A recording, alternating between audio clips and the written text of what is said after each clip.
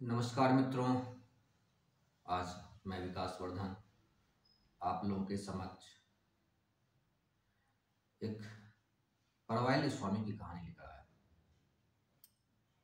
परवाइली शब्द है दक्षिण भारत के तमिल भाषा का, जिसका अर्थ होता है कोई बात नहीं।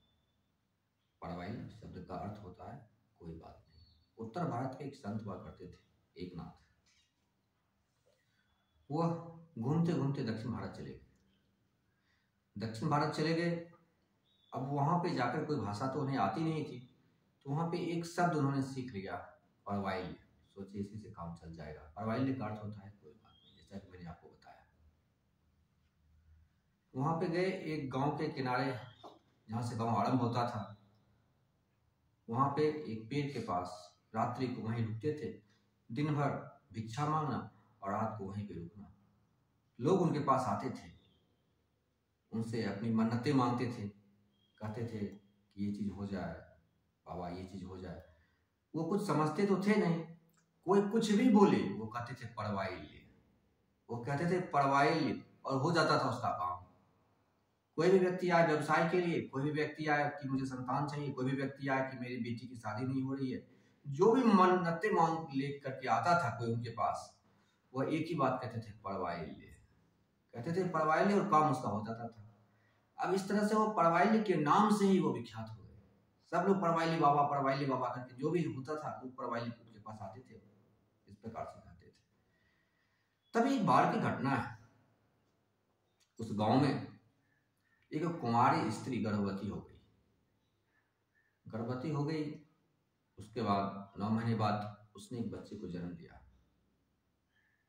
दिया। तो अब वो पूछा जाने वाला था कि इस बच्चे का पिता कौन है। इसके पूर्व कि इस लोग पूछते कि इस बच्चे का पिता कौन है, उस लड़की ने कह दिया कि इस बच्चे के पिता परवाइली स्वामी हैं। उन्होंने यह सोचा कि परवाइली स्वामी का नाम लेंगे तो चूंकि वो साधु महात्मा व्यक्ति हैं, उनके साथ कोई घटना नहीं घटेगी, सब कुछ नॉर्मल हो जाएगा, या जो भी सोचा हो।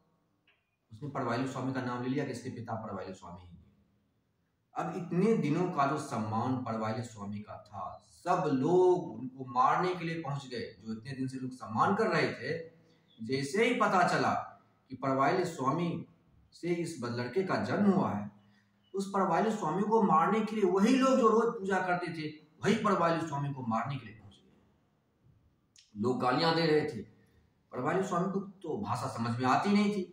लोग गालियां भी दे, डंडे लेकर खड़े थे, वो बस एक ही बात कहते थे परवाइल। क्योंकि उनके जीवन में उन्होंने जान लिया था कि कोई बात नहीं, इस जीवन में कुछ भी चीज महत्वपूर्ण नहीं। आसमान के बादल की तरह है, चीजें आई हैं, बुरी से बुरी चीज भी आएगी और अच्छी से अच्छी चीज आएगी, वह भी चली जाएगी, गुजर जाएगी। इसलिए वह जीवन मुक्त थे। जीवन में जीते हुए वो मुक्त अनुभव कर रहे थे। कुछ भी हो रहा हो जीवन में, बुरी से बुरी परिस्थिति हो, वो कहते थे परवाइल। इट मीन्स कोई बात नहीं, कुछ भी हो जाए, कहते थे परवाइल। फिर क्या था, सब लोग गालियां दे रहे थे, भीड़ जुटी थी, बोलो इसे मार देंगे, ये कर देंगे। कुछ लोगों ने उनके ऊपर ढेले भी फेंके, उन्हें चोट भी आई, फिर भी वो कहते थे परवाइल। इस प्रकार से कहते कहते लोग सब उनकी कुटिया छोटी सी बनाए रखी थी, उस कुटिया में उन्होंने आग लगा दी, कुटिया जल रही थी, वो कहते थे परवाइल। कुछ नहीं करे, कुछ भी वो कहते थे परवाइल। और शांत, उनके चेहरे पर कोई उद्वेग नहीं था, शांत पेड़ पे बैठे हुए थे। कुछ भी कोई बोले, कुछ भी सवाल करे, समझते तो थे नहीं तमिल भाषा, जो लोग कुछ बोले कहते थे परवाइल। फिर क्या हुआ, सब लोग चले गए। जितना अपमानित करना था जी भर के अपमानित करके वापस चले गए। अब वह लड़की जो थी, बच्चा उनके पास छोड़ के उन्होंने देखा कि बच्चे को तो भूख लगी है।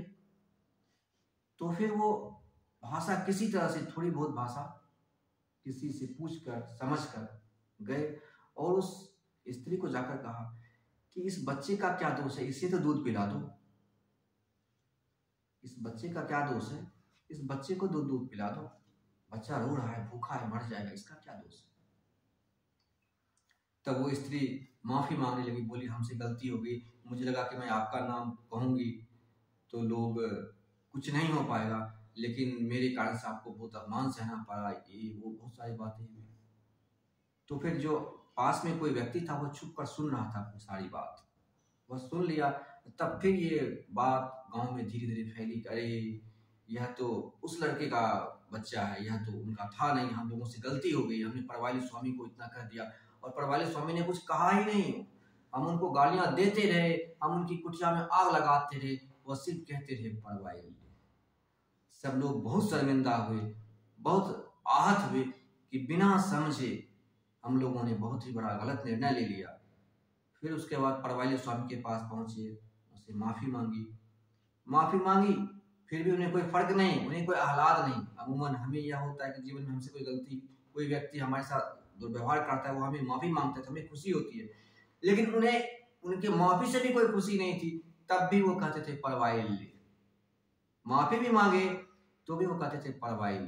कोई फर्क उन्हें नहीं पड़ रहा था कि कोई माफी मांग रहा है मुझसे, या कोई मेरा सम्मान कर रहा है, या कोई मुझे गाली दे रहा है, क्योंकि इन सारी घटनाओं जो भी थी वो सब उनके लिए इररिलेवेंट हो चुकी थी, अप्रासंगिक हो चुकी थी। कुछ भी हो वो कहते थे परवाइल। मित्रों, परवाइली स्वामी की ये कहानी एक जीवन मुक्त सन्यासी की कहानी है। जीवन मुक्त सन्यासी किस प्रकार का होता है, यह कहानी इस बात का चित्रण करती है। आशा करता हूं मित्रों कहानी आपको पसंद आई होगी। कहानी पसंद आए चैनल को सब्सक्राइब करें, लाइक करें और अपने मित्रों के साथ शेयर करें। बहुत बहुत धन्यवाद।